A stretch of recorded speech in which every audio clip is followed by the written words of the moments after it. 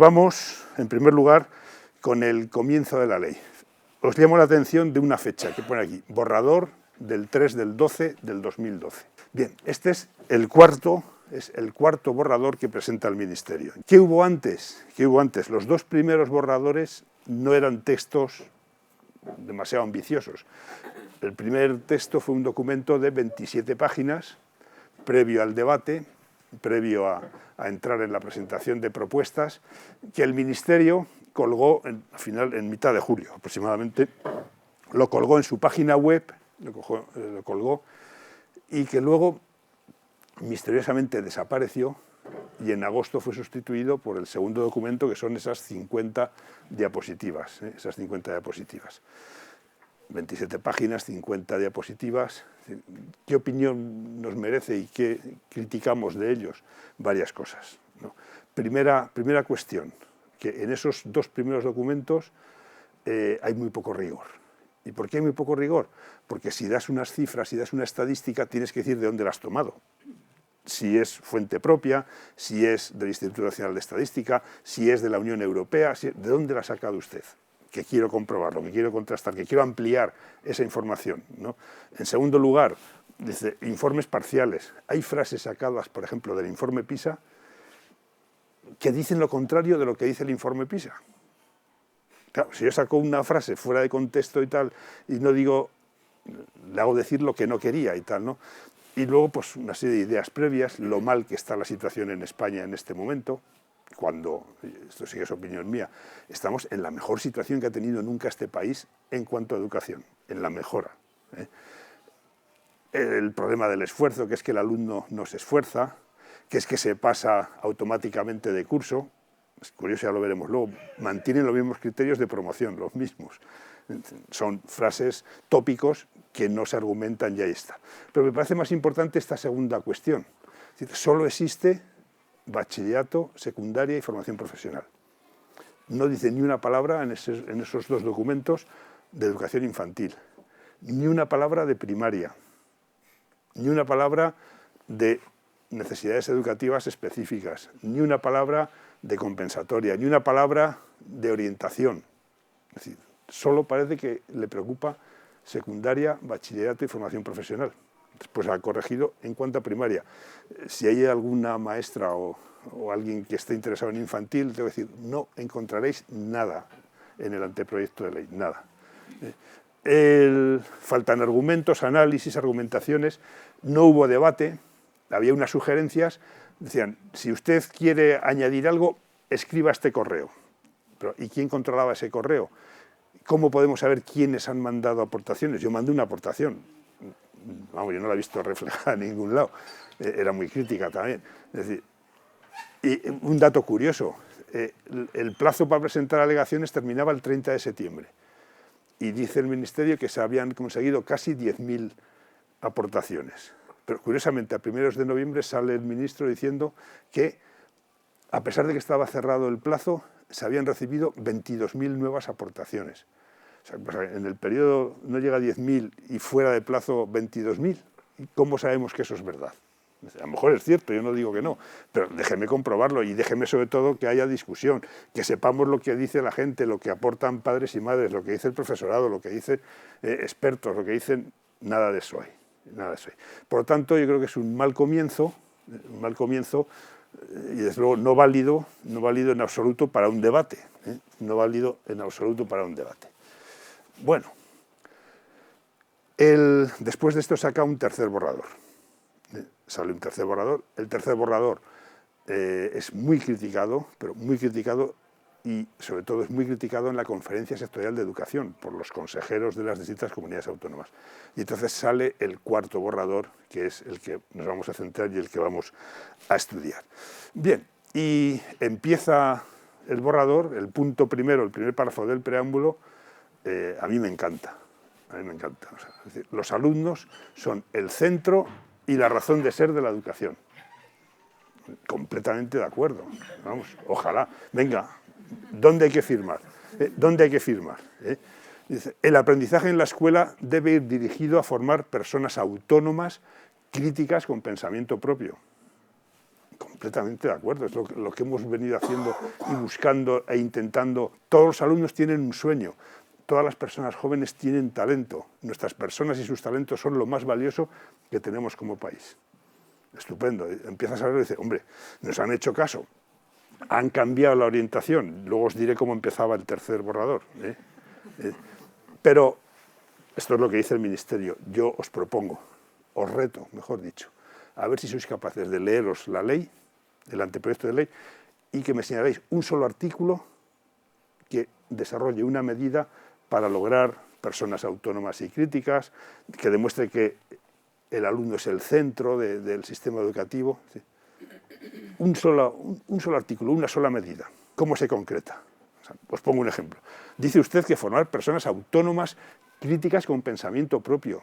¿Y cómo casa eso con que retiren asignaturas que según el Ministerio son conflictivas y que son temas discutibles?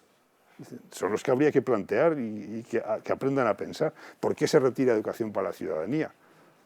Si queremos hacer personas autónomas críticas, y así podríamos ir viendo todo, ¿no? Bueno, seguimos leyendo y en el párrafo tercero, sigo en el punto 1, nos viene una cosa interesante.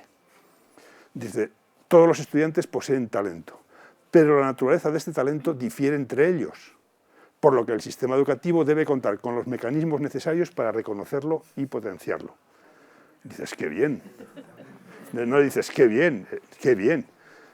Al fin, Howard Gardner, sabéis que fue Premio Príncipe de Asturias en el 2011 por sus investigaciones en relación con la inteligencia y sobre todo con los 8 tipos de inteligencia que dice Howard Gardner que existen, ¿no? Y la crítica que hace Howard Gardner a la educación en general es que solo se ha centrado en 2 tipos de inteligencia, la inteligencia verbal y la inteligencia matemática, lógico-abstracta, etc. Pero hay otras inteligencias, como es por ejemplo la inteligencia corporal, el que es un buen bailarín, el que es un buen gimnasta, el que es un buen deportista, la inteligencia musical, la inteligencia espacial, propia de los arquitectos, propia de los pintores, de los artistas, etc. La inteligencia interpersonal, la capacidad de relacionarnos unos con otros, etc. La inteligencia intrapersonal. Y lo que dice Howard Gardner es imposible encontrar a un chico o a una chica que no tenga al menos 3 inteligencias más desarrolladas. En las otras puede que no, pero en otras sí. Digo, qué bien, lo han aceptado, estupendo, si vamos a hacer un sistema educativo que reconozca este hecho y tal. Entonces seguimos leyendo y nos encontramos, dices, el reconocimiento de esta diversidad, de primer paso para el reconocimiento de una estructura educativa que contemple diferentes trayectorias. Dices, uy, uy, uy, uy, uy, uy, lo que me viene, uy, uy, uy, y dices, hay que crear un sistema capaz de canalizar a los estudiantes hacia las trayectorias más adecuadas a sus capacidades. Ojo, ojo, que esto ya no me convence, ya no me convence. Fijaros bien que este es el primer principio de la ley. El otro era una declaración de intenciones, este es el primer principio de la ley. ¿Y qué es lo que dice el primer principio de la ley? Que los estudiantes tienen talento, mejor dicho, tienen distintos talentos, y que el talento es el límite que va a marcar el itinerario formativo, el itinerario educativo que va a seguir ese chico o esa chica a lo largo de toda la educación obligatoria. Varias cosas que quiero precisar. Talento no es un concepto científico, es un concepto de origen filosófico y sobre todo religioso. ¿Quién de nosotros no escuchó alguna vez la parábola de los talentos? Que viene un señor y le dio a uno 5, a otro 3, a otro 1, que les mandó rendir, etcétera, y que luego les pidió cuentas y el que tenía 1, como no había hecho nada, la había guardado, pues lo castigó, lo expulsó, etcétera. Y termina la parábola con una frase que yo, hasta que no he visto estas cosas, jamás la entendí. Y decía, ¿qué querrá decir eso? Que era aquello de que, porque al que tiene se le dará, y al que no tiene, aun lo poco que tiene se le quitará. ¿Recordáis, no? Bueno, pues luego, cuando hable del ranking de centros y cuando hable del pago por resultados, etcétera, me recordáis que decía al principio de Mateo que es este y tal, ¿no? Bien, ¿qué diferencia hay entre talento e inteligencias? Que en el concepto de talento, el talento es algo dado, es algo con lo que naces, es algo que lo tienes o no lo tienes, pero no se puede desarrollar, no se puede ampliar, no se puede llevar más allá. Mientras que la inteligencia sí. La inteligencia es un potencial que tenemos en los genes y tal, y que se puede desarrollar. Tercera cosa que es importante. Según la psicología, las palabras que utiliza es que la inteligencia es algo socialmente condicionado. Socialmente condicionado. ¿Qué significa socialmente condicionado? Pues muy fácil. Que no es lo mismo nacer en España que nacer en el África subsahariana. Que no es lo mismo nacer en una familia con todos los recursos posibles que nacer en una familia sin ningún tipo de recursos. Que no es lo mismo nacer en una zona concreta de España a nacer en otra, porque vas a tener distintas oportunidades y tal, ¿no? Entonces, ¿qué dice la psicología? Que la educación, en todas las personas hay un potencial, hay un potencial genético, que se va a desarrollar en mayor o menor medida según las condiciones sociales en las que viva esa persona. Según las condiciones sociales. Yo pienso en mi época. Nosotros somos, por parte de mi abuelo, 20 nietos. ¿Quiénes hemos estudiado? ¿Y quiénes parece que somos más inteligentes? Que no lo somos. Pero ¿quiénes parece? Los que vivíamos en Logroño capital y por lo tanto pudimos ir al instituto que estaba enfrente del kiosco de mi padre, que vendía periódicos, y enfrente estaba el instituto. Los 20, o sea, de los 20 primos, los otros 15 que vivían en el pueblo, ninguno estudió. 2 se fueron con los curas, aguantaron 2 años de internos y tal, pero luego, eso se llama socialmente condicionada. Y añado además, durante muchos años, el sentido de la educación ha sido precisamente vencer los condicionantes sociales que impiden que las personas puedan desarrollar su inteligencia. Ese ha sido el significado, el sentido, la finalidad que muchos hemos defendido respecto de la educación. Que cualquiera haya nacido donde haya nacido, en la familia que sea, en el pueblo que sea, con la historia que tenga, los recursos que tenga, pueda desarrollar todo su potencial y pueda llegar hasta el final, superando esos condicionamientos sociales y que no dependa al desarrollar su inteligencia de las posibilidades económicas, familiares o sociales, etc. Pues bueno, esto es lo que se abandona. Dice, no, usted tiene un talento, ese talento irá a esta trayectoria, irá a esta otra o irá a esta otra. A las 3 por eso habla de distintas trayectorias, 3 trayectorias, vamos a ver qué son las que propone. El resto abunda más en lo mismo. Vamos al segundo principio. El segundo principio está en el párrafo 7º del preámbulo, y este párrafo 7º es el que iniciaba el preámbulo en el tercer borrador y que por eso fue tan criticado. Dice, la educación es el motor que promueve el bienestar de un país. El nivel educativo de los ciudadanos determina su capacidad de competir con éxito en el ámbito, el panorama internacional. Os dije que había un error de redacción que se corregirá, ¿no? Eso no tiene más importancia, pero por ser fiel a lo que dice, ¿no? El panorama internacional y de afrontar los desafíos que se planteen en el futuro. Mejorar el nivel de los ciudadanos en el ámbito educativo supone abrirles las puertas a puestos de trabajo de alta cualificación, lo que representa una apuesta por el crecimiento económico y por un futuro global. ¿Cuál es la idea que hay en este párrafo del preámbulo? Que la educación tiene que estar al servicio del sistema económico, al servicio del sistema productivo. Que según sean las necesidades del sistema productivo, así serán las necesidades o así será el planteamiento de la educación. Y que, de alguna manera, es decir, la educación es lo que te permite llegar a puestos de trabajo de alta cualificación. Bien, ¿qué opino de esto? ¿Qué os propongo para la reflexión y para la crítica? Una cosa muy clara. Este párrafo rompe también un consenso que había en general desde los años 1920 en adelante acerca del sentido que tiene que tener la educación.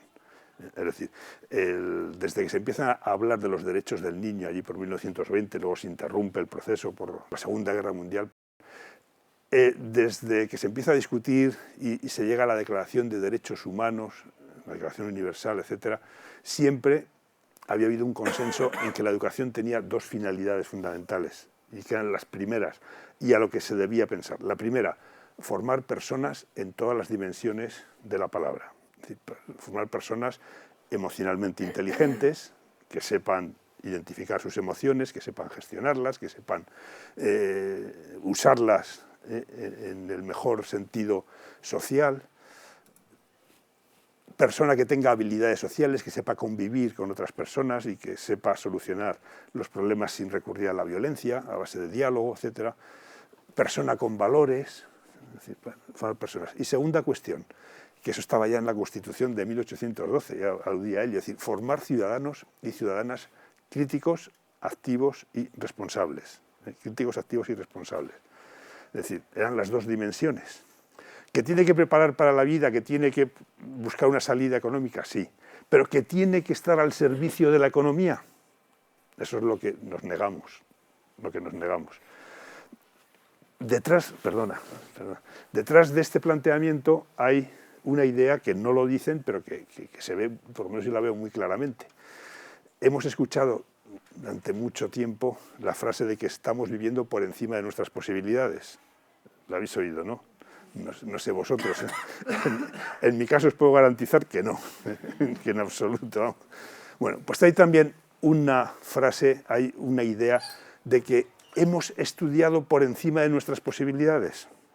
Que hemos estudiado por encima de nuestras posibilidades y por eso está pasando lo que está pasando. Es decir, por eso hay tantos titulados universitarios, por eso hay tantos titulados en formación profesional, por eso hay tantos problemas luego para encontrarles trabajo, por eso se tienen que ir fuera y tal. Dice, oiga usted, si no necesitamos tanto, vamos a situarlos, vamos a reordenarlos, que unos entren por esta vía, otros entren por esta otra vía y otros por esta. ¿Y para quiénes van a entrar por la vía más alta? Los que tienen 5 talentos, los que tienen ese talento de origen social casi siempre, condicionado socialmente y tal, ¿no? ¿Quiénes van a ir por la vía más estrecha? Los que tienen un talento, etc. O sea, juntamos los dos principios y dices, ojo la que se nos viene encima, ojo la que se nos viene encima. Pero bueno, seguimos explicando el preámbulo y entramos ya en el punto segundo del preámbulo. Punto segundo del preámbulo que se dedica a hacer el diagnóstico de los problemas que ahora mismo tiene la educación en España. El diagnóstico de los problemas. Y diagnostica tres problemas. Abandono prematuro, fracaso escolar y resultados en pruebas internacionales. El primero lo concreta en 3 cosas, son lo mismo. Primero es el abandono educativo temprano o el abandono educativo prematuro. ¿Qué se entiende por abandono educativo prematuro? El que los chicos y chicas lleguen a los 16 años, terminen la educación obligatoria y no continúen estudiando. A eso se llama abandono educativo prematuro. Es una idea común en todo el mundo, lo que podemos llamar el ámbito del primer mundo, el ámbito más desarrollado, en América, en Europa, en países de Asia, etcétera, Oceanía, que la educación obligatoria que llega hasta los 15 o 16 años es insuficiente para que un niño o una niña pueda luego vivir adecuadamente en una sociedad tan complicada como la que es la sociedad del siglo XXI. Dice, tiene que seguir estudiando. Dice, da un ejemplo. Antes del 2020, dice, el porcentaje de oficios que no necesiten ninguna especialización para poderlo desempeñar, dice, no va a llegar al 10%. Es decir, el que necesite nada, o sea, con todos los respetos, recoger basura, cosas así, eso, ni el 10%, todos los demás van a exigir una titulación, una preparación, etc. De ahí que en todos estos países el objetivo que se han marcado es conseguir que el 90% de los alumnos y alumnas después de los 16 años, sigan estudiando y que tengan o bien la secundaria superior de formación profesional o bachillerato y vayan a la universidad, etc. Sé que esto puede plantear muchos problemas y en España que todavía nos cuesta llegar hasta los 16 años, no te digo nada hasta los 18 y tal, lo que puede suponer, ¿no? Bueno, ¿Acierta el Ministerio? Yo creo que sí, que es un problema real y que es un problema que hay que afrontarlo y que tenemos... ¿Por qué? Porque como estamos en España a comienzo de los años 2000, en el 2001, etcétera, al comienzo de la década pasada, estábamos aproximadamente en un 36% de abandono prematuro. Hoy estamos en el 30%. Datos del curso 2009-2010, que son los últimos datos estadísticos que ha presentado el Ministerio. Estamos en el 30%. Me da igual si ahora estamos en el 29 o en el 31, pero sigue habiendo un porcentaje muy alejado de ese 10% al que tenemos que llegar. Por lo tanto, es cierto, yo creo que acierta y hay que verlo. Bien. Segundo problema que plantea el Ministerio y que quiere solucionar esta ley, disminuir el fracaso escolar. ¿A qué se llama fracaso escolar? El fracaso escolar se llama a que el porcentaje de alumnos que en una educación obligatoria común para todos y todas no obtiene el título de graduado en secundaria. Y no obtiene el título de graduado en secundaria no porque necesite un papelote, un diploma para colgarlo en el salón y decir, mira, mi hijo es graduado, sino porque no obtener ese diploma implica que no ha adquirido las competencias fundamentales, las competencias básicas exigibles a todo el que termina la educación obligatoria. ¿Cómo estábamos en España? En el año 2000 estábamos en el 35% de fracaso escolar. En las últimas estadísticas del 2009-2010 que proporciona el Ministerio estamos en el 36,5% y parece ser que bajando. Parece ser que hoy día probablemente estemos en el 28, 27,5 por ahí, parece ser. Bueno, dices, ¿acierta el Ministerio? Os doy mi reflexión, mi argumento. Esto es lo que dice el Ministerio, a partir de ahora lo que opino yo. Yo creo que solo acierta parcialmente. ¿Por qué? Yo pienso que no hace un análisis en profundidad del fracaso escolar y sobre todo no se plantea por qué se produce ese fracaso escolar y cómo se manifiesta ese fracaso escolar. Primera cosa que me parece muy importante que no sabe y que no dice el Ministerio. El fracaso escolar se distribuye de una manera muy diferente. Lo sabemos, por poco que hayamos oído de estadística, que una cosa es la media, pero si no sabes las desviaciones típicas que hay, etcétera, es lo del ejemplo aquel que se cuenta siempre, de dos que comen un pollo, o sea, uno se come un pollo, pero la estadística dice que los dos han comido medio pollo, aunque uno se haya quedado. Es decir, hay que saber cómo se distribuye y tal, ¿no? Entonces, a nivel, por ejemplo, de Madrid, no es lo mismo el sur que el norte, o que el centro, que el este. Es decir, no es lo mismo en unos barrios que en otros barrios, etcétera. Pero os quiero llamar la atención de un problema que es muy preocupante ya en España, a mí por lo menos me preocupa y mucho, que es la desigual distribución del fracaso escolar en las comunidades autónomas. De tal manera que podemos hablar de una España del norte, y una España del este y del sur. Una España del norte en la que los mejores resultados los obtiene Asturias, siempre me refiero a datos del 2009-2010. Asturias, el País Vasco, Navarra, Castilla y León, La Rioja, Aragón, Madrid. Asturias está en el 10% de fracaso escolar, no en el 26,5%, en el 10%. El País Vasco está en el 10,2%. Es decir, ¿quiénes son las peores comunidades? Seguro que me decís Andalucía. No. Vamos a ver, quitando y dejando fuera Ceuta y Melilla, que por razones que todos entendéis, tiene una problemática muy peculiar y muy específica, quitando las dos ciudades autónomas, las comunidades son por orden, si no me equivoco, Baleares, con mucho la primera, tiene un 45%, llega al fracaso, es decir, Baleares, seguido de Comunidad Valenciana, seguido de Andalucía, seguido de Murcia, seguido de Canarias, seguido de Castilla-La Mancha y seguido de Extremadura.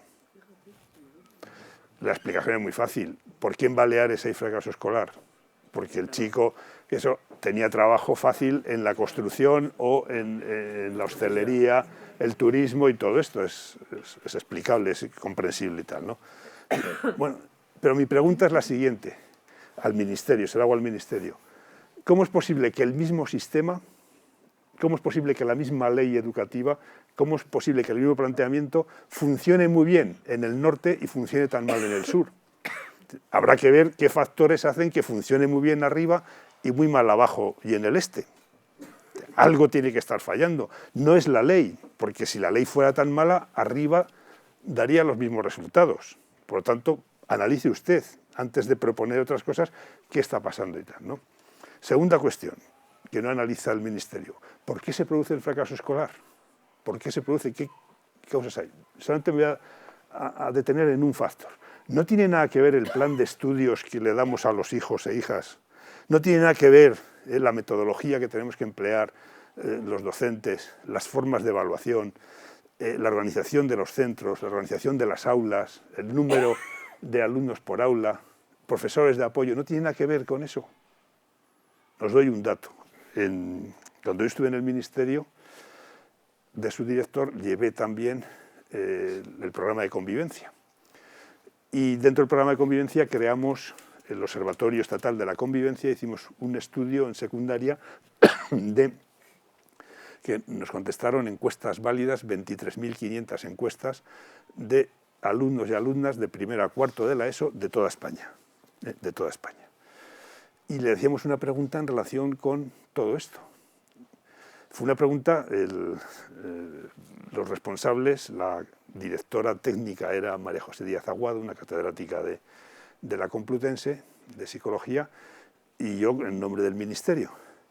Y decíamos esta pregunta en el pretest, o sea, cuando estábamos validando la encuesta antes de lanzarla, nos hemos equivocado en esta pregunta, hay que volverla a hacer, la volvimos a repetir, la volvemos a testear. Dijo, no, es así. Y nos llamó la atención porque daba el siguiente resultado. Es decir, el 34,4% del alumnado que contestó, 34,4 es 1 de cada 3, es 1 de cada 3, contestaba que no se enteraba de nada de lo que explicábamos los profesores de secundaria en clase, que no se enteraba de nada. Dice, bueno, pero es que el 66,6% decía, es decir, 2 de cada 3 decía que no le interesaba nada de lo que explicábamos los profesores de secundaria en clase. Y evidentemente la culpa no es del profesorado. Yo no estoy criticando ni mucho menos a los profesores, estoy criticando al planteamiento, al plan de estudios, al currículum que hay, a un montón de cosas que no nos hemos metido ahí. Habrá que plantearse por qué se produce el fracaso escolar. Y no tiene que ver nada el plan de estudios, no habrá que revisar el plan de estudios y a fondo además. Lo pongo ahí.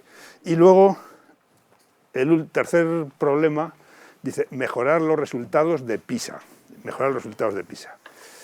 ¿Qué es PISA? ¿Qué es PISA? PISA son las iniciales de un Program of International Students Assessment, es decir, un programa de evaluación internacional de estudiantes, un programa de evaluación internacional de estudiantes, con varias características que muy rápidamente, porque creo que es importante para conocerlas.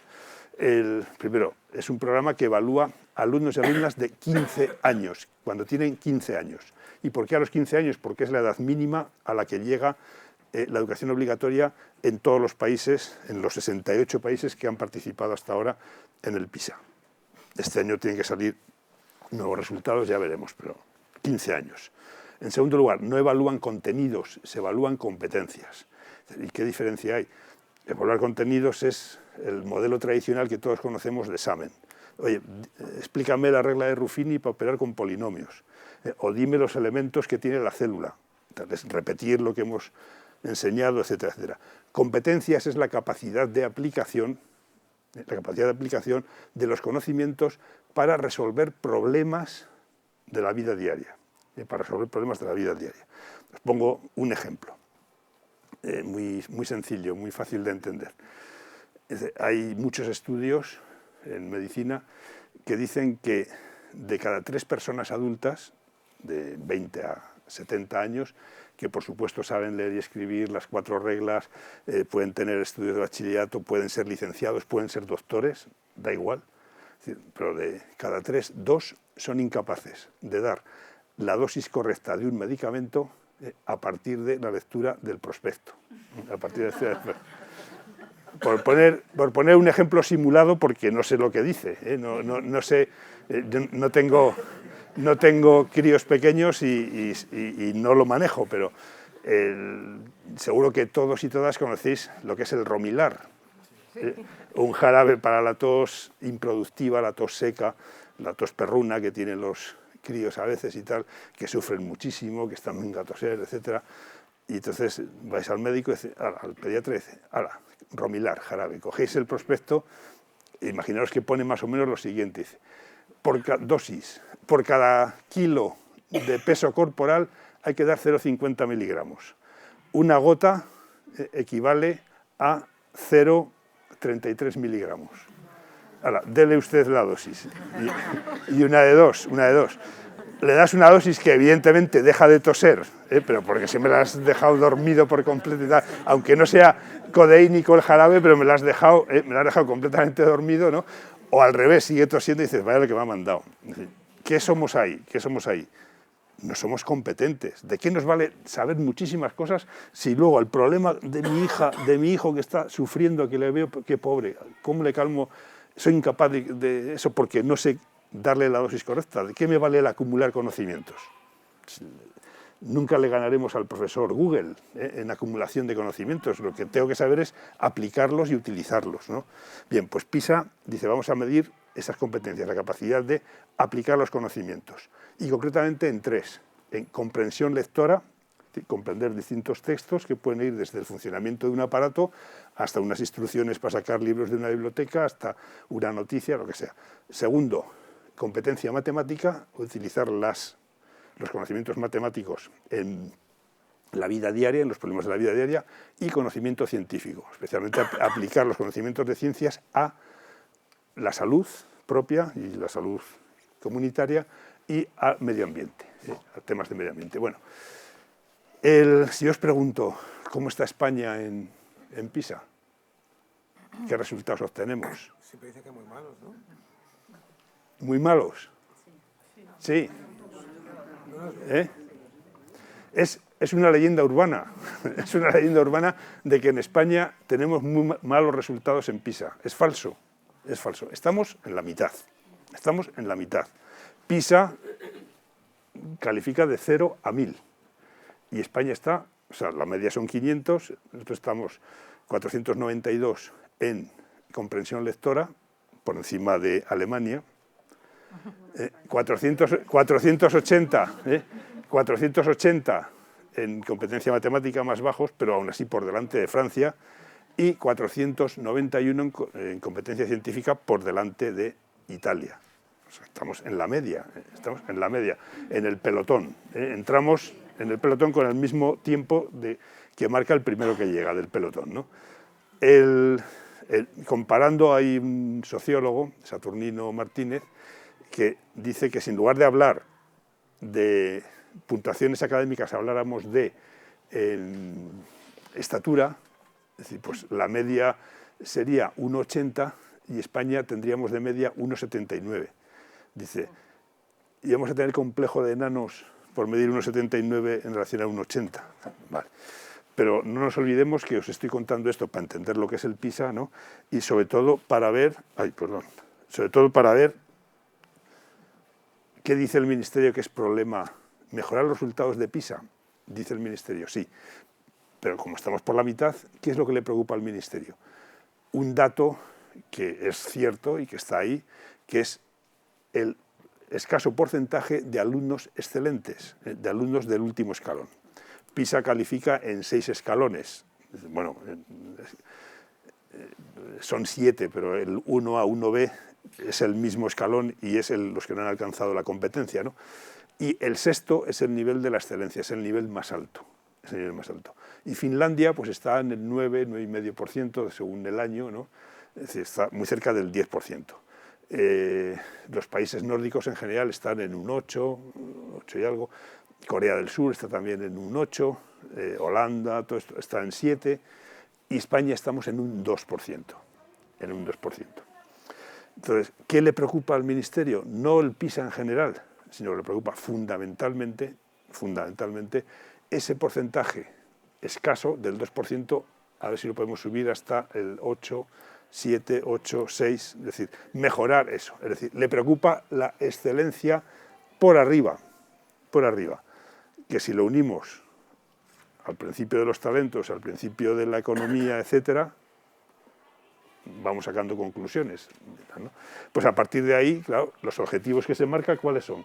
4 objetivos, pero os llamo la atención de una cosa: mejorar los resultados internacionales y mejorar la tasa comparativa de alumnos excelentes. ¿Qué error está cometiendo aquí el Ministerio? Un error de primero de pedagogía. Es confundir un instrumento con un objetivo y hacer de un instrumento un objetivo. Es decir, PISA y las pruebas internacionales, ¿qué son? Instrumentos para saber si voy bien o mal. Pero si yo digo, es el objetivo mejorar esos resultados, ¿qué vamos a hacer todos los profesores? Trabajar para PISA, trabajar para lo que sea. Es decir, nos va a pasar lo mismo que los que hemos dado COU o hemos dado segundo bachillerato, estamos con la espada de Damocles encima diciendo, ojo, selectividad. Y yo muchos temas los habría dado de otra manera y hubiera hecho otros ejercicios y otras cosas, y dices, no puedo porque en selectividad lo que le van a preguntar es esto. O sea, nos van a condicionar mucho todo el proceso de desarrollo, etc. Bien, pues a partir de aquí vienen las 6 medidas, o las 7, pero que yo voy a explicar 6, voy a ir una por una, flexibilizar las trayectorias, sobre todo en segundo y tercero de la ESO, o a partir de segundo y tercero de la ESO, pruebas de evaluación en toda España, en momentos críticos, vamos a ver las 5 pruebas que se van a plantear. Racionalización de la oferta educativa. ¿Qué quiere decir esto? Que no todas las asignaturas tienen el mismo valor, ni la misma categoría, y por lo tanto hay que primar las que son más importantes, hay que reordenar las asignaturas. Cambios en la normativa de admisión de alumnos, autonomía de los centros. El próximo no lo voy a explicar, desarrollo de las TIC y apoyo del plurilingüismo, entre otras cosas porque no dice nada. O sea, el plurilingüismo dice que se fomentará, pero no dice cómo. Y por último, el impulso de la formación profesional. Ya entramos en la segunda parte, que ya voy a ir más a prisa. Empezamos por primaria. ¿Qué pasa en primaria? ¿Qué cambios se introducen en primaria? Vamos bien de tiempo, ¿no? Sí, sí. Cambios en primaria. Primer cambio, desaparecen los ciclos. O sea, ya no va a haber primer ciclo, segundo ciclo, tercer ciclo, sino primero, segundo, tercero, cursos, no ciclos. Y luego desaparece conocimiento del medio y volvemos a lo que había en la ley del 70, naturales y sociales. ¿Por qué puede ser importante la supresión de ciclos? Porque rompe un modelo educativo, un modelo pedagógico que parte de un hecho. Los niños y niñas, sobre todo a los 6, 7, 8 años, tienen un ritmo de maduración muy diferente de unos a otros. Y hay unos que avanzan mucho, luego se paran, otros arrancan lentos, pero luego los alcanzan y los superan y luego se vuelven a parar. Es decir, son ritmos distintos. Entonces, ¿qué sentido tenía el ciclo? Fundamentalmente el de el maestro o la maestra, que es el mismo en el ciclo, o debería ser el mismo en el ciclo, puede programar a 2 años, sabe cómo se han quedado, sabe a quién tiene que echar una mano, sabe quién tiene que profundizar. Es decir, es una unidad de tiempo que te permite una acción más eficaz. Bueno, ahí está. Segunda cuestión que se propone en primaria y luego se va a proponer con las mismas palabras en secundaria. Os llamará la atención que desde primero de primaria se fomentará el emprendimiento empresarial. Se fomentará el emprendimiento empresarial. Y está suavizado porque en el borrador número 3 era mucho más tajante y con palabras... Opinión. Sí, opinión mía.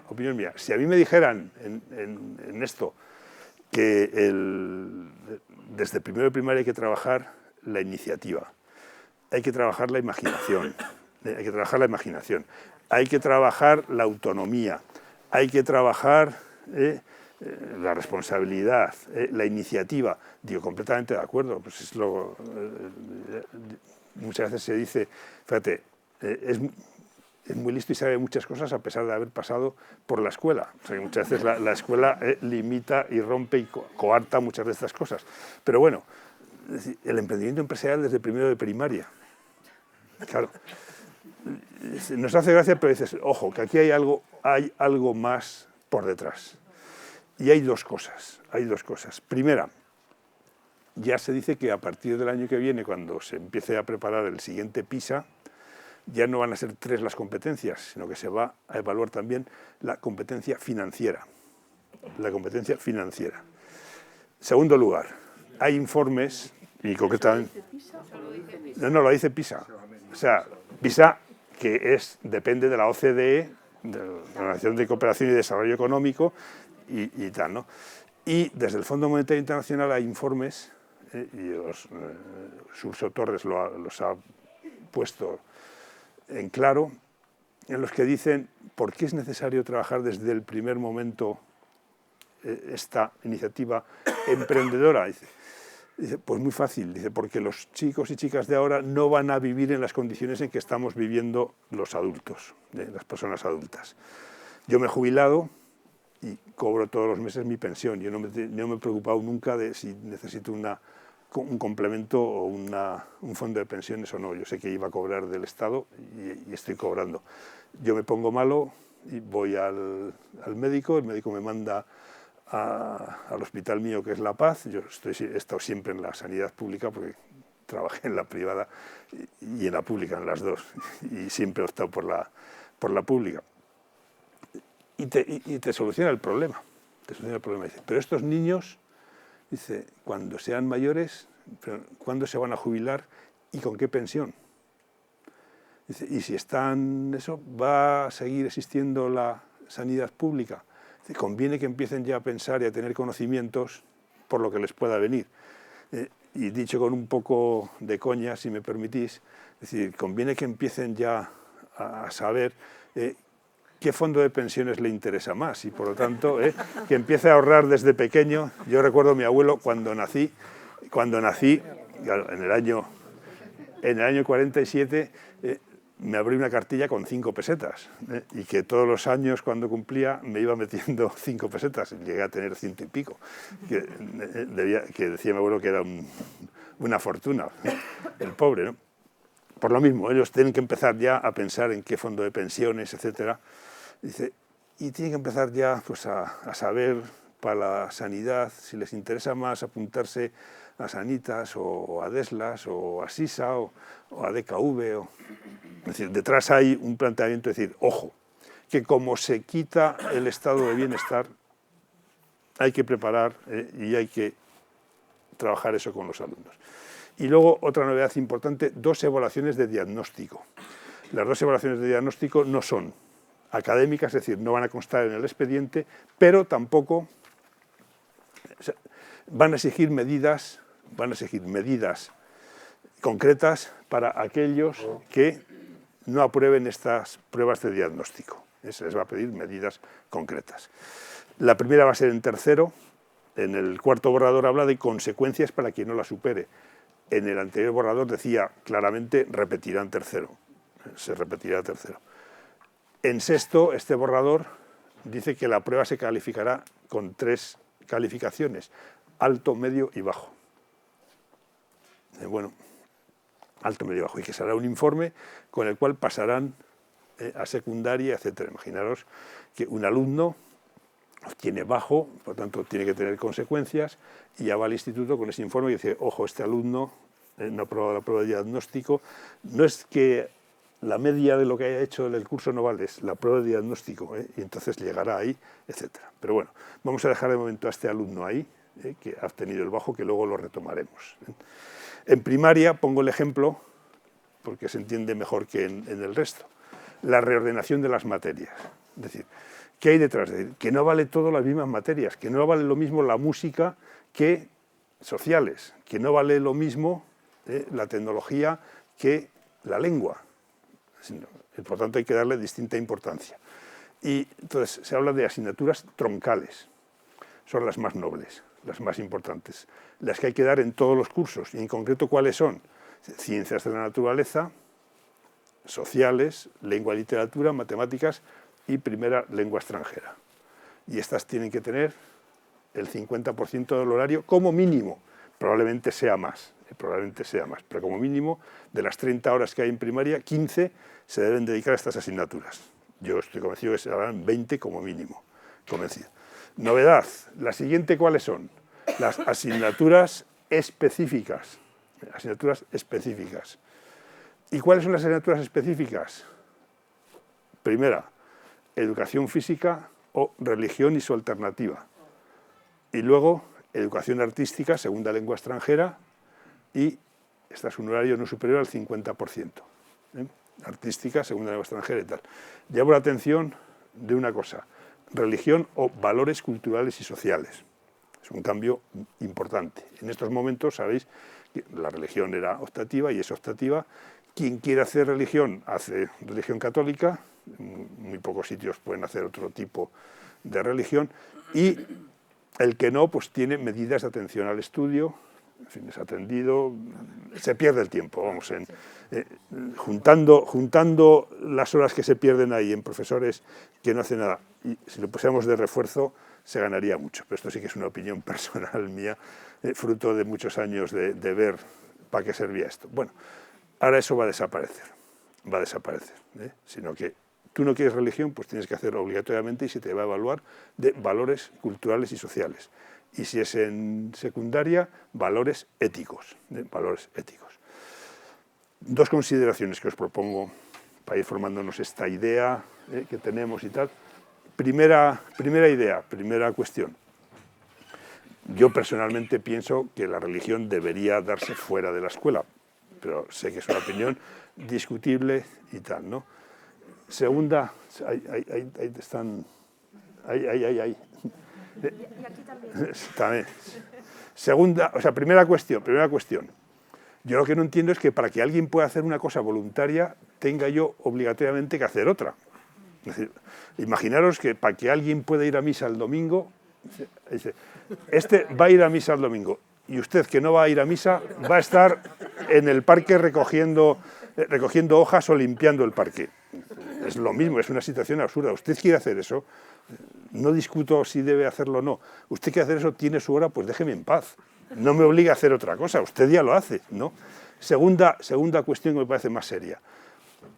¿Qué pasa? ¿Que los que dan religión no tienen que estudiar valores culturales y sociales o luego valores éticos? Algo va a haber ahí, ¿no? Es decir, es una materia que debe ser común a todos y a todas. Es decir, no tiene por qué ser solo de los de religión, etc. Bien. Y tercera cuestión, asignaturas de especialidad. ¿Cuáles entran aquí? La lengua autonómica, la lengua materna, lengua cooficial y literatura, y otra más que ofrezca la administración o el centro. La administración siempre se refiere a la comunidad autónoma, si no hablo de gobierno, cuando hablo del ministerio hablo de gobierno. Entonces, dos cosas para vuestra reflexión.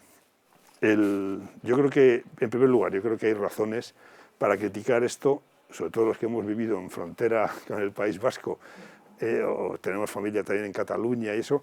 Yo he tenido compañeros y gente cuyo idioma, que aprendieron castellano cuando vinieron luego a estudiar, ¿no? Incluso en la mili.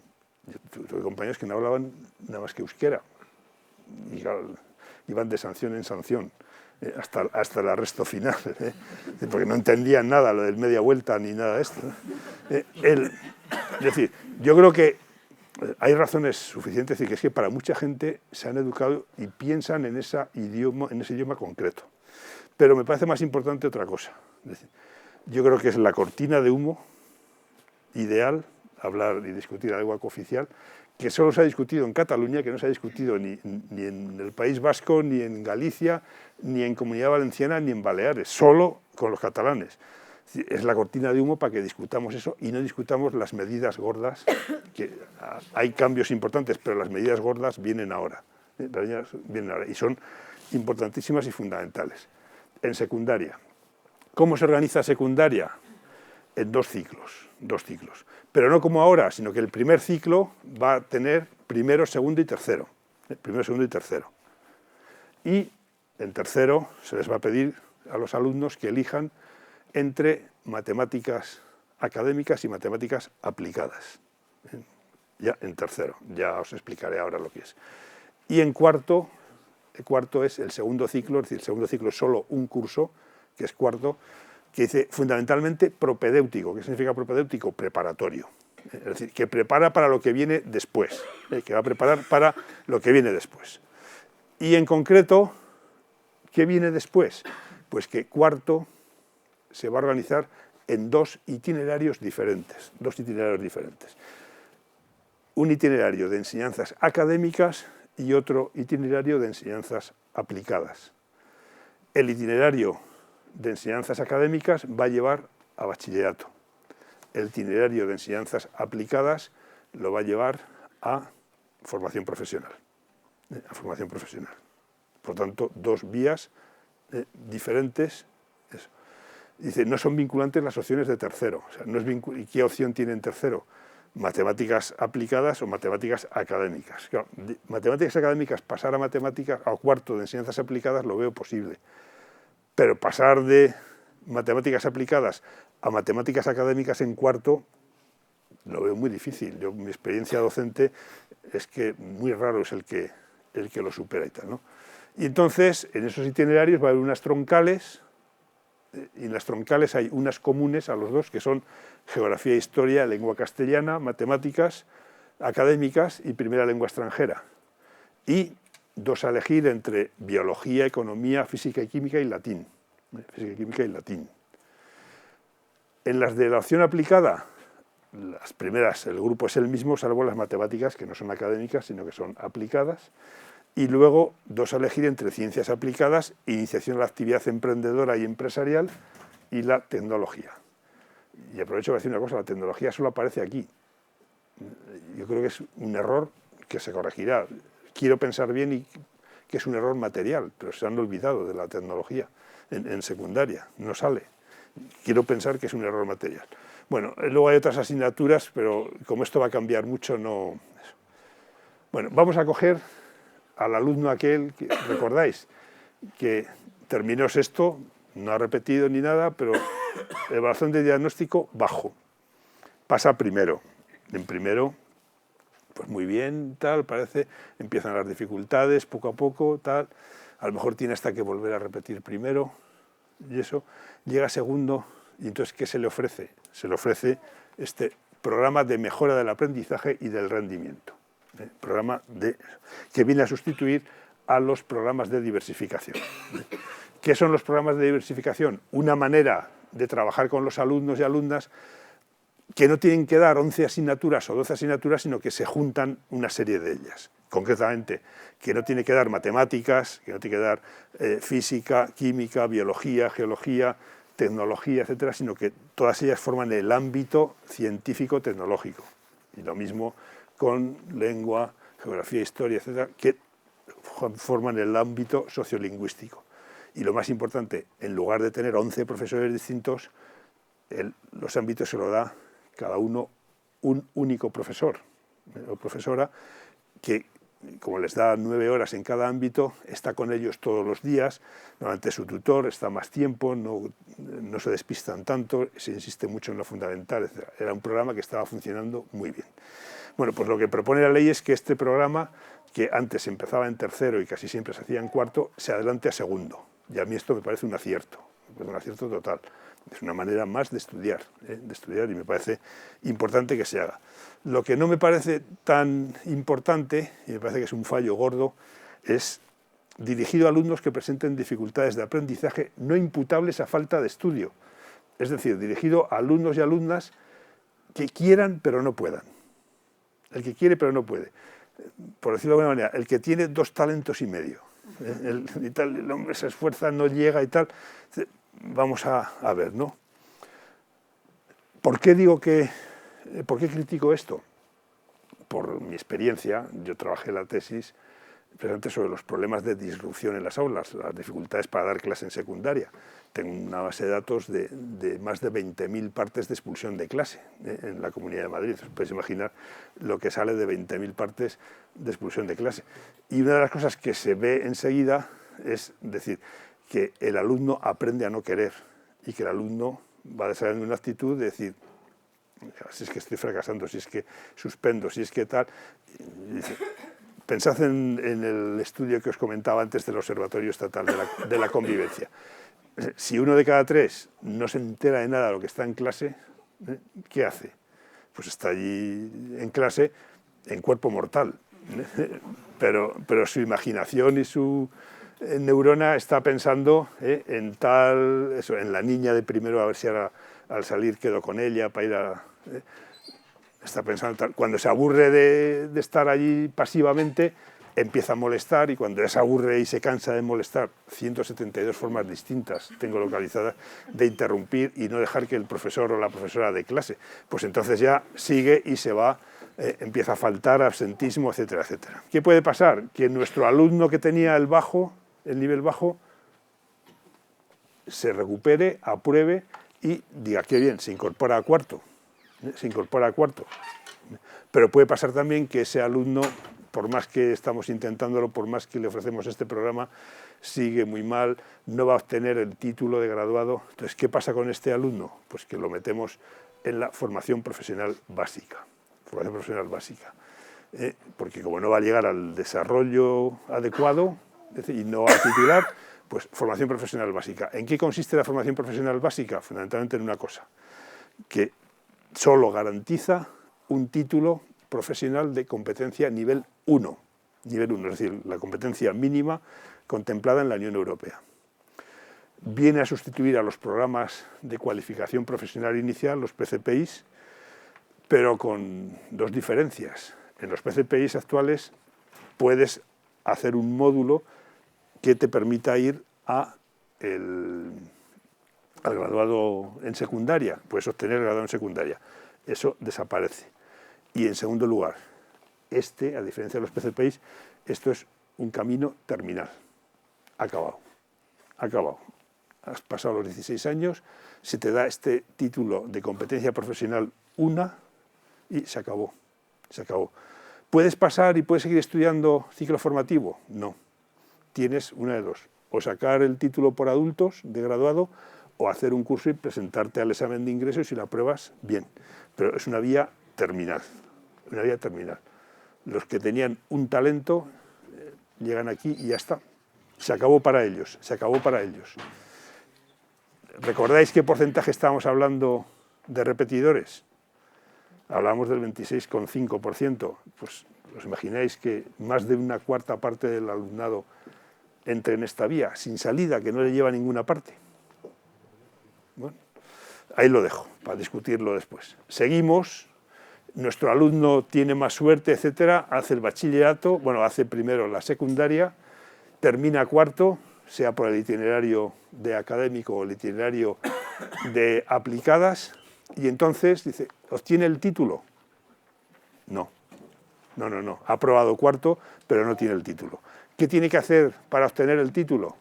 Hacer lo que llama el Ministerio una evaluación individualizada, vulgo, para entendernos, una reválida. ¿Y qué se va a examinar en esa reválida? De todas las materias troncales, ¿recordáis cuáles eran? Sociales, naturales, lengua, etc. Más una específica de cada curso. Tiene que haber superado el cuarto de la ESO y tal, ¿no? El gobierno, el ministerio, fijará el criterio de esta reválida para toda España, y una cosa interesante, serán aplicadas y calificadas por personal ajeno al centro, por expertos ajeno al centro. No nos fiamos de los maestros y las maestras o de los profesores y tal, porque se pueden dejar llevar por sentimentalismos, está pobre, fíjate con lo que se ha esforzado, qué tal. No, alguien de fuera, que ahí está. Y pueden volverse a presentar, etcétera. Entonces, me interesa mucho la columna de la izquierda, condiciones. Por lo tanto, para sacar el título de la ESO hay que tener aprobado cuarto y superar la prueba de evaluación, sea por académicas o sea por aplicadas. Y en el título constará si son por académicas o son por aplicadas. ¿Y en qué proporción va a valer eso? Es decir, en la calificación final es una media ponderada el 70% va a valer el expediente académico de primero a cuarto de secundaria y el 30% el expediente de la prueba, perdón, la prueba. Todo lo demás, pues se da el título, ya es menos importante. Lo mismo, es decir, hemos tenido suerte, hemos aprobado, tal. Os quiero llamar la atención de una cosa. ¿Qué va a pasar con los que aprueben la ESO, pero no aprueben la reválida, no aprueben la evaluación final? Literalmente se quedan colgados de la brocha, sin nada. No tienen título, no pueden continuar estudiando. Tienen un certificado que yo puedo ir al empresario y decir, dígame usted que he cursado los 4 años, pero no he aprobado la reválida. Y el empresario me dirá, pues mira, vaya una cosa que me ofreces. Es un problema, yo creo que lo resolverán, pero es que el que no apruebe la reválida se queda colgado. Puede volverse a examinar, etcétera. Lo que no puede es repetir cuarto, porque ya lo tiene aprobado. Puede volver a, no puede ir a FP, no tiene el título. No tiene el título, por tanto no puede ir a ciclos formativos de grado medio. Es un problema serio. No lo dice la ley. Tiene que esperar al año siguiente. O a septiembre o al año siguiente, lo que sea. Es un tema, es una de las lagunas importantes que tiene ahí la ley y que no sabemos qué pasará con él. No lo dice la ley, no lo dice. En bachillerato, exactamente lo mismo, en las mismas condiciones, exactamente lo mismo. Solo el único cambio es que el porcentaje de... Eso no es del 70-30, sino del 60 el expediente y 40 la prueba. Lo mismo, etcétera, y el mismo problema. Si uno aprueba el bachillerato pero no aprueba la reválida, ni puede ir a la universidad, ni puede ir a hacer el ciclo formativo de grado superior, podría ir a grado medio, porque tiene el título de secundaria y se ha quedado colgado. A mí me gustaría que leyerais los inconvenientes y defectos principales de las pruebas de grado del bachillerato elemental son: las características psicológicas propias de la edad de los alumnos determinan que el momento es inadecuado para realizar este tipo de pruebas. Inquietud de la pubertad, vida mental poco coherente, intereses extraescolares, disminución de la memoria, bloqueo afectivo, etc. Las circunstancias que rodean al examen, centro extraño. La tensión emocional producida por estas pruebas trae consigo otras dos consecuencias. Por una parte, la falta de serenidad en el estudio de las asignaturas de cuarto curso, tan condicionadas a ese rendir cuentas a plazo fijo. Por otra parte, una excesiva distensión una vez superadas a lo largo del quinto curso, favorecido por la grabación escasa en materias y profundidad de la misma en comparación con las de los 2 cursos siguientes. Una vez superadas las pruebas, se enfrentan al alumno con una lección vocacional que no está en condiciones de hacer. El factor suerte y el plazo inapelable marcado por la ley influyen en la decisión de muchos centros a la hora de permitir el aprobado de las asignaturas de cuarto curso y dar paso a las pruebas de grado medio. ¿Quién pensáis que hacía esta crítica?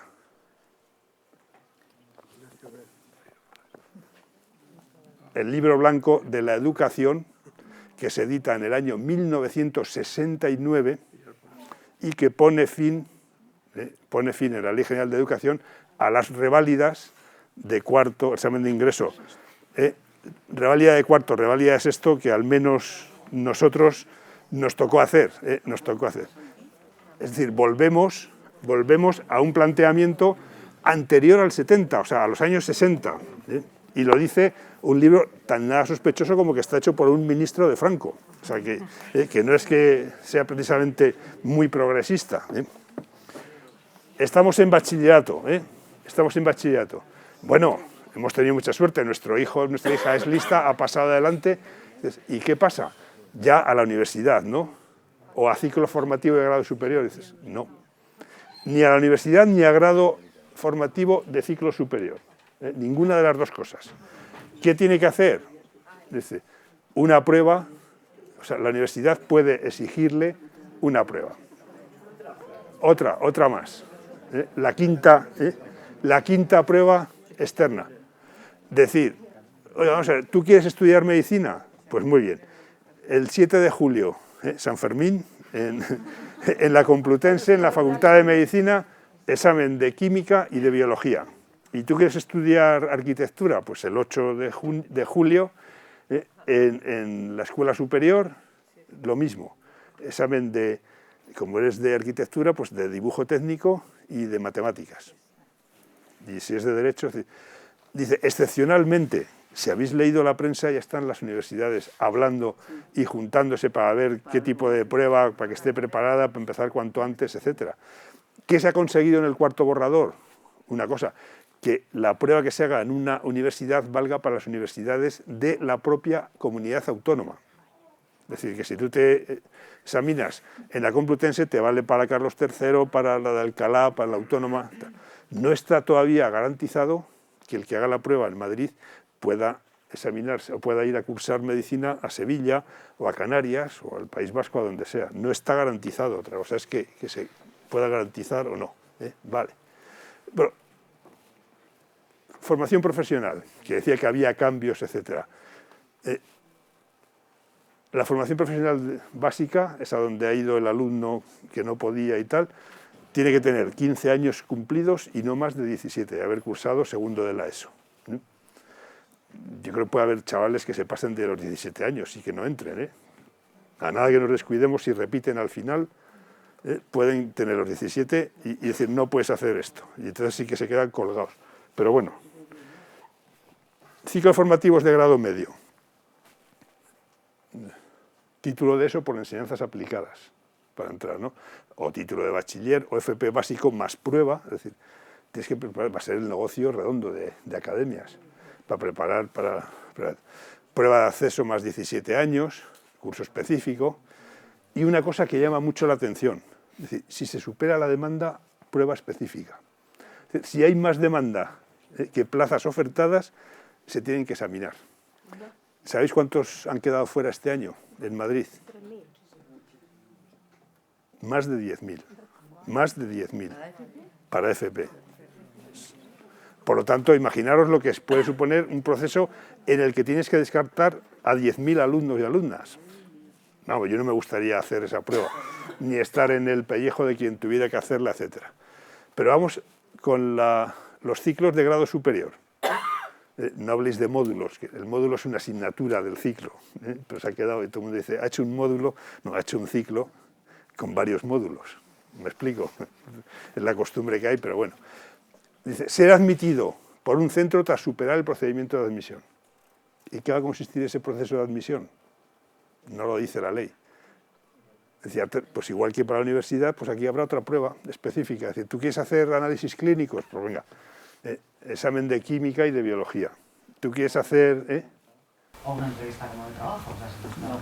Ojalá, pero viendo el percal, viendo que todos son exámenes, yo me temo que no. Bueno, el título y luego lo mismo. Si se supera la demanda, prueba específica. Ojalá sea una entrevista, pero ¿tú te imaginas entrevistar a...? Una entrevista como de trabajo, ya con la nueva formación profesional para hacer las prácticas, estás diciendo que alguna gente... Una entrevista de trabajo, que si la superas... Van a ser un montón de alumnos, Hay casi 20.000 alumnos. Pero bueno. Nos quedan hablar de los centros y de la admisión de alumnos. Primera cuestión, se mantiene todo esto, los criterios tradicionales, pero por ejemplo, no está en la ley, pero las comunidades autónomas están implantando en todos los sitios la zona única. Y la zona única que tiene unas desventajas enormes, ¿no? Y una cosa importante de la ley, dice, si el centro tiene especialización curricular, que ahora lo voy a explicar, o plan de calidad, especialización curricular tiene que ser de secundaria, plan de calidad puede ser de primaria. Criterio de rendimiento académico hasta un 20% de la puntuación. Es decir, que yo puedo seleccionar a los alumnos y darle un 20%, decir, ¿y qué hago? Me quito a los que no me interesan. Es decir, yo como voy a ser un centro de élite y tal, empiezo a dar puntos hasta un 20%. Es decir, es un mecanismo que permite la selección, o sea, no la elección de los padres del centro escolar, sino la elección del centro escolar de sus alumnos. Y además un 20% en estos factores, sabéis por experiencia que es decisivo, es completamente decisivo y tal, ¿no? Otra cosa importante en la escolarización, no habrá discriminación por razón de nacimiento, raza, sexo, religión o opinión. Y sin ponerse colorados, a continuación nos dicen que no constituye discriminación la admisión de alumnos o la organización de la enseñanza diferenciada por sexos. Y se quedan tan anchos, ¿eh? O sea, los chicos con los chicos y las chicas con las chicas. Los chicos con los chicos y las chicas con las chicas, ¿eh? Es decir, bueno, ya veremos. Cambios relacionados con la autonomía de los centros, que son importantes.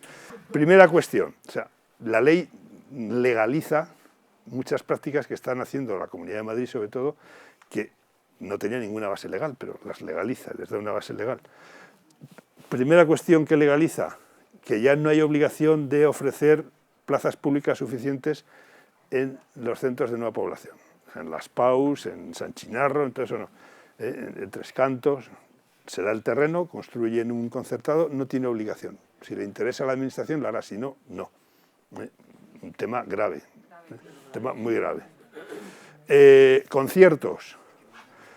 Si leéis el párrafo primero, el que está en verde, y sois capaces de entenderlo, creo que es enrevesado. ¿Qué viene a decir? Que si hay demanda por parte de padres y madres, la administración ampliará unidades y ampliará conciertos y fomentará, porque el criterio fundamental de programación de los centros es la existencia de demanda por parte de los padres y madres, lo cual es renunciar de alguna manera a eso. Es una maldad, y como tal os la digo. Yo propongo que esto es muy fácil. El año que viene vamos a pedir todos, nos ponemos de acuerdo, y todas las instancias al mismo colegio concertado. O sea, si hay 100.000 o 50.000 solicitudes en Madrid, las 50.000 que pidan el Colegio del Pilar, o el Colegio de Nuestra Señora del Recuerdo, o el colegio, el que sea, a ver si son capaces de... Esto es inviable, esto es una manera de decir, me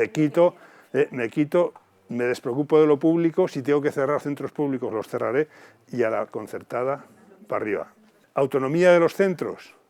Decir, bueno, pues especialización curricular, yo creo que podría ser interesante si se planteara con determinadas condiciones, pero lo que nos viene a decir es, los centros se pueden especializar de dos maneras.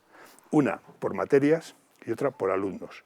Por materias, puede ser un centro trilingüe, especializado en idiomas extranjeros, puede ser un centro especializado en medio ambiente, puede ser un centro especializado en actividad deportiva, no entendemos, ¿no?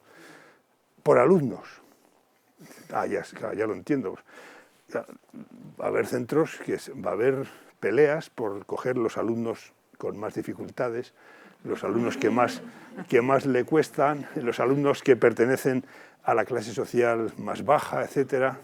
No, evidentemente que no. ¿Qué permite esto? La especialización por alumnos. Yo creo que está pensado sobre todo para dar base legal al programa concretamente de bachillerato de excelencia, que en estos momentos no tiene ningún apoyo legal a nivel de ley.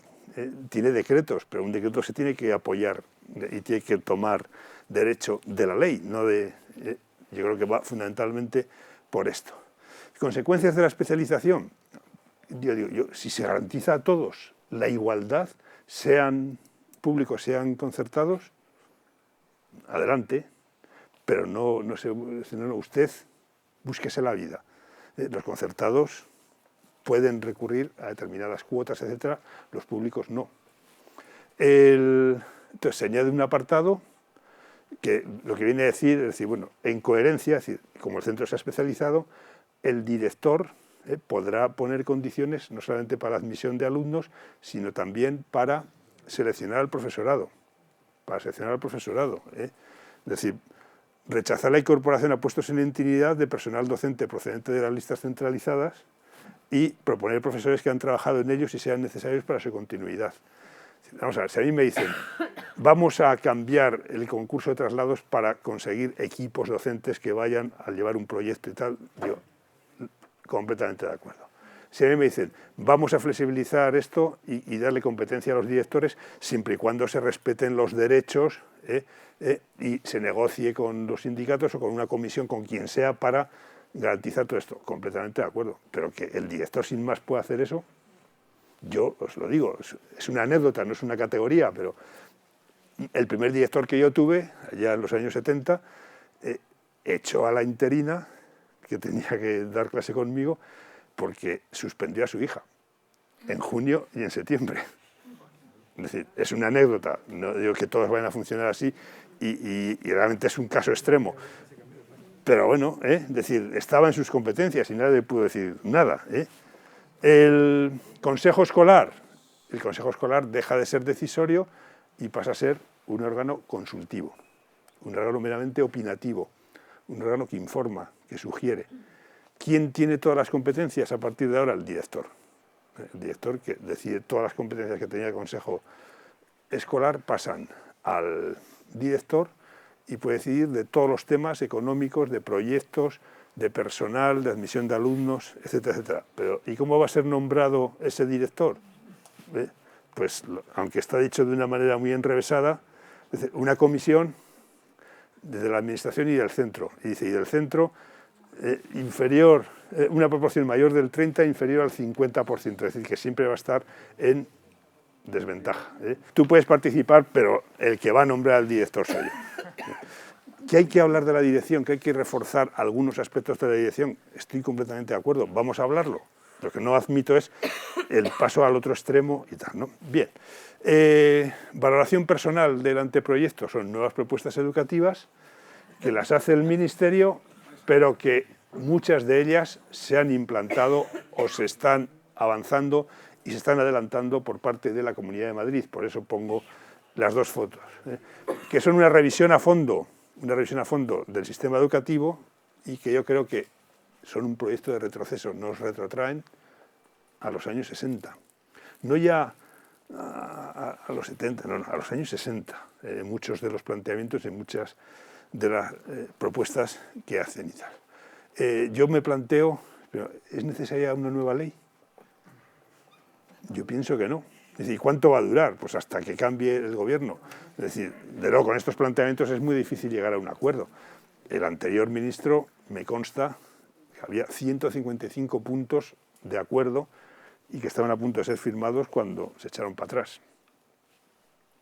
Yo creo que esa cultura de buscar el acuerdo, etcétera, yo creo que más que cambiar la ley es importante mejorar las políticas de la educación.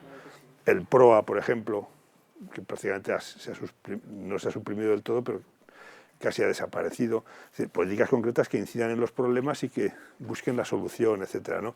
Y luego, pues eso, hablar, discutir, hacer un consenso. Criterios, yo os propongo 4 criterios. ¿Por qué pienso que esta ley debe pararse, esta ley debe retrasarse, etcétera?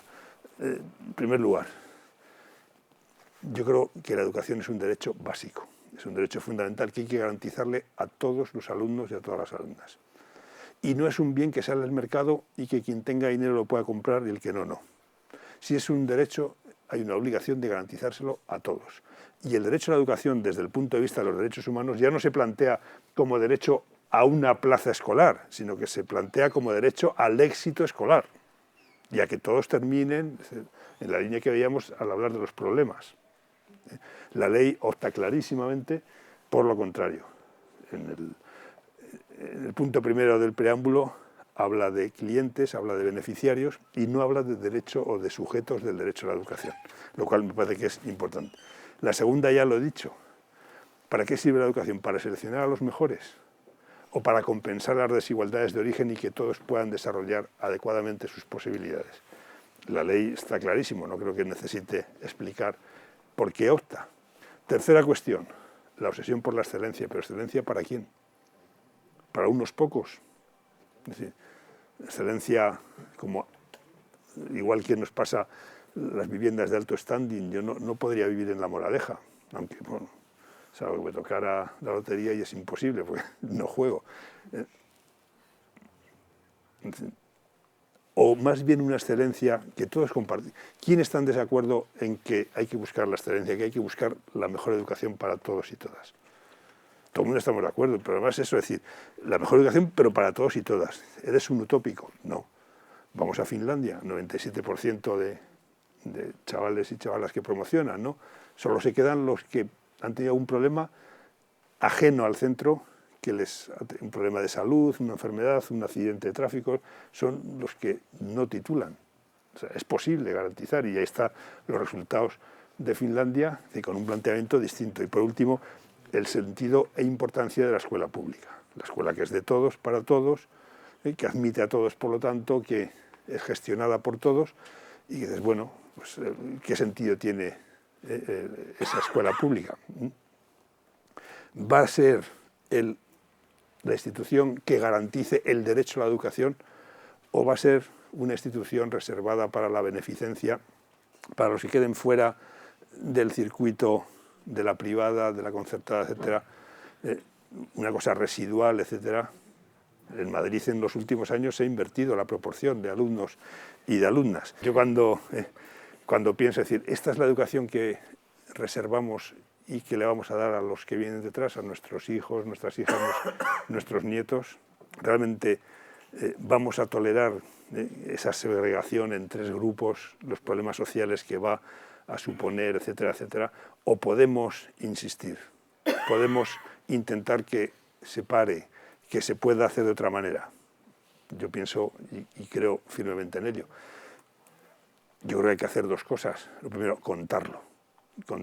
Casi nadie se ha enterado de estas cosas. Casi nadie sabe lo que viene. Casi nadie sabe las propuestas concretas que hay. Segundo, pelearlo a través de la FAPA, a través del AMPA, a través de lo que creamos oportuno para que de alguna manera se entre en razón, se paralice y tal. No os he dicho, el calendario que he previsto era aprobarlo antes de junio y terminar, o sea que entrara en vigor. Los cursos impares entrarían en vigor en el año 2014-2015, el curso 2014-2015.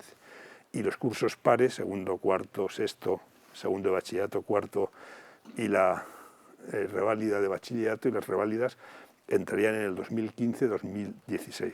Eso era el plan y es lo que dice esto. Pero me han dicho en la SER que hoy que han dicho que iban a retrasar y que iban a dejar al 2015 la aprobación.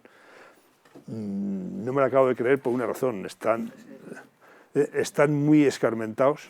Están muy escarmentados de que no pase lo que pasó con la LOCE, que dijeron, ya la iremos aplicando, hubo elecciones, las perdieron y se paralizó la LOCE.